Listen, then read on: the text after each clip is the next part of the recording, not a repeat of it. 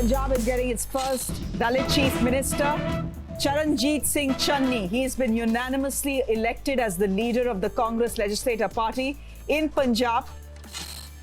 हम इस देश की सबसे पुरानी पार्टी, सबसे लोकतांत्रिक पार्टी, और सिर्फ हमको नहीं लगता है, इस देश के लाखों करोड़ों नौजवानों को ये लगने लगा है कि अगर कांग्रेस नहीं बचा तो देश नहीं बचेगा. In his 50s, Charanjit Singh Channi is one of the youngest chief ministers of Punjab. Is that generational change finally happening in the Congress party? I'm Pallavi Ghosh and my this week's One Take asks this question. Now, to the credit of Rahul Gandhi, when he joined active politics in the Congress, this is one of the things he really wanted to change. He felt that the Congress needed to become younger to keep pace with the changing times. Now, we've been seeing over the last few months and years how the Congress party is emerging as a party which is out of sync with reality, which many feels is actually an aging party, and this whole concept of the Congress being a grand old party is actually being taken literally. That is because there are younger players who are coming up in other political parties. The BJP, for example, its main adversary, is also trying to look younger. And I think the biggest litmus test for any party on how young is it and how attractive it is to the youth actually comes on the basis of how many youth are actually voting for them. Now, one would have thought that the fact that the Congress party had many young leaders like Sachin Pilot, Jitin Prasad, Jyotiraditya Scindia and Rahul Gandhi himself, the Congress should have been able to attract youth voters in a very big way. That did not happen, because at the end of the day, there are many issues on which a youth looks for. Yes, there was a time when, and still so, where Rahul Gandhi is trying to reach out to young India when he talks about need for jobs, better opportunities, which the present regime is just not providing for. But within the Congress party at a micro level, Rahul Gandhi's attempts to infuse young blood has not met with much success. And that is because, like any order or a monolith, where there is always an inner tussle between the old and the new, whenever young blood is brought, an attempt is being made to do that, the Congress has also faced its fair share of this kind of a trouble. Every time a young leader was being propped up, the seniors would stand up and say, what about us? We've got that experience. The Congress requires that experience.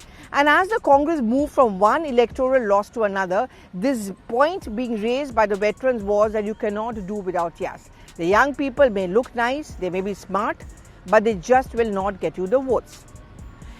As long as Ahmed Patel, who was a political secretary to Sonia Gandhi, was alive, this feeling of young versus the old was very rampant. There was this criticism against Ahmed Patel that in his powerful position he would ensure that the continuity would be maintained, which means that there was no threat to the seniors in the Congress party. And when Rahul Gandhi resigned as a Congress president after a last Lok Sabha election debacle, he actually inside the meeting room of the Congress headquarters where I'm sitting at this point of time made this point that the seniors did not stand by my side. They had a problem with my kind of politics, my kind of philosophy. But today we are seeing that as Rahul Gandhi is moving step closer to taking all the major decisions, and Sonia Gandhi seems to be retreating and allowing her children actually to take the final call, that generation shift perhaps is finally going to begin to happen. It's not going to be an easy ride, it's certainly going to be tough. But where are the seniors who are now going to offer any resistance? First of all, unfortunately for the Congress party, Ahmed Patel, or Ahmedji as he was called, is no longer alive. So he used to be the biggest champion for this continuity, and therefore he would fight for many veterans. The veterans in that sense feel left out. Also, many of the seniors are a part of G23 and they are now discredited in the eyes of the Gandhis. Also Sonia Gandhi, who she feels have actually let down her and let down her children by their open rebellion.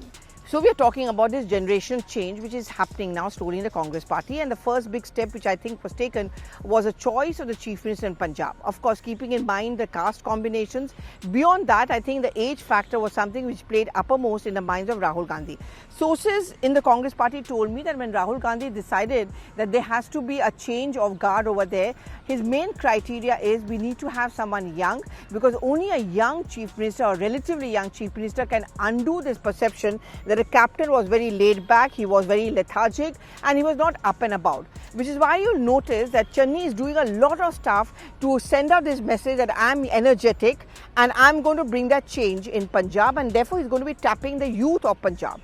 So for example, that Bhangra at a youth college, to, stopping impromptu while his cavalcade was passing through a newlywed couple, getting down, sharing mithai with them. It's a part of that image makeover of Channi as a young leader of Punjab Congress, but I think at a macro level also to give that young look to the Congress party.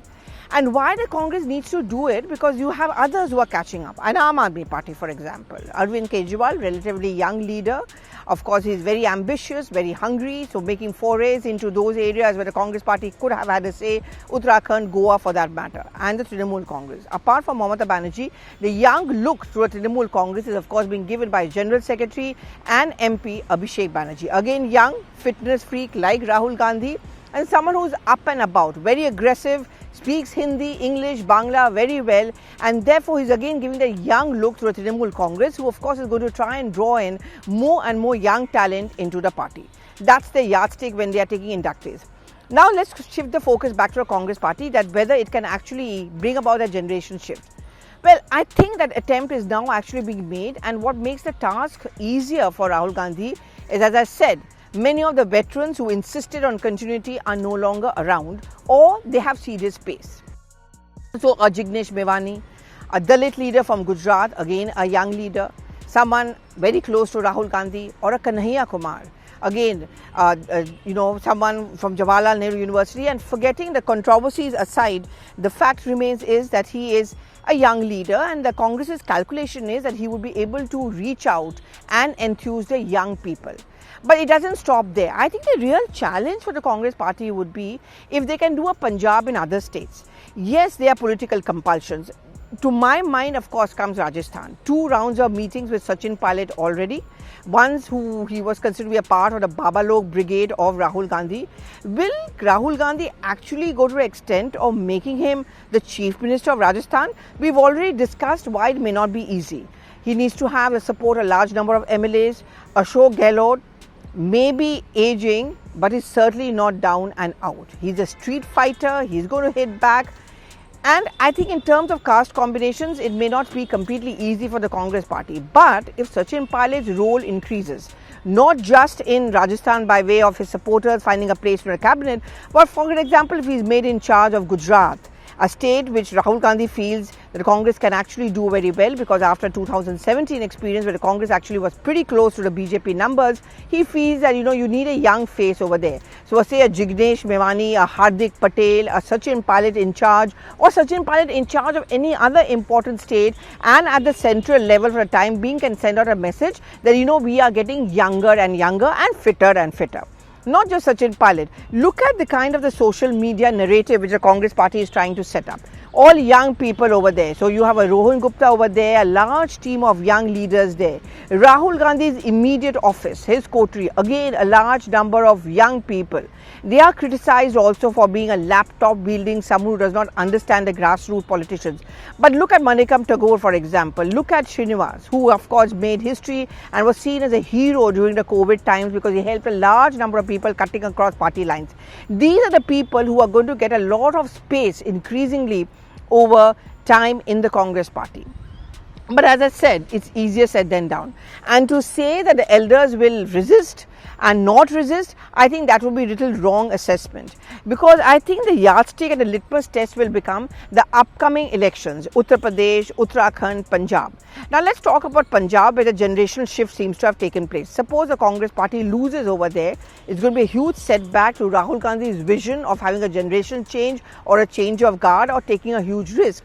But more than that, it could put a halt to this whole adventure of having more and more young people and giving them a chance. In that sense, its impact will come on Chhattisgarh, its impact will come on Rajasthan and in the organizational reshuffle. But mind you, while we are talking about the organizational reshuffle, a lot of changes are being made into the organization in which a large number of young people are increasingly being brought in, either at the secretary level or at the general secretary level. That is an attempt which is being made by the Congress party. Now let's look at Uttar Pradesh. A Priyanka Gandhi Vadra and already posters coming up that 2022 में उत्तर प्रदेश की बेटी बनेगी Priyanka Gandhi Vadra. They are not projecting her as a CM face because that would be too much of a risk to be taken. But clearly the Congress party is now trying to project her as a young face of Uttar Pradesh. Now the Congress's internal assessment is that it may not do very well in UP. But suppose the Congress party beats its own internal assessments and starts doing well, it of course is going to give a huge boost to its attempt to come out with a generational change. Uttarakhand again is another state where the Congress party really needs to win. We are looking at state elections coming up in Karnataka, in Goa. Now if you look at pictures of Rahul Gandhi when he walks around, he is making this conscious attempt to have a large number of young people and young leaders of the Congress party, where Sonia Gandhi is surrounded obviously by her peer group who are the seniors in the Congress party. You know, the BJP is looking at a young leadership. The Prime Minister always appeals to the youth. That's what the Trinamool Congress is doing, the Aam Aadmi Party is doing, even say a Samajwadi Party with Akhilesh Yadav at the helm is also doing. For example, the RJD with Tejasvi Yadav. How can the Congress then be left behind in this race to look young, to look fit? But it's not been an easy decision for the Congress to take, because every time a young leader tries to rise, there are at least 3 to 4 olders who are trying to pull them down.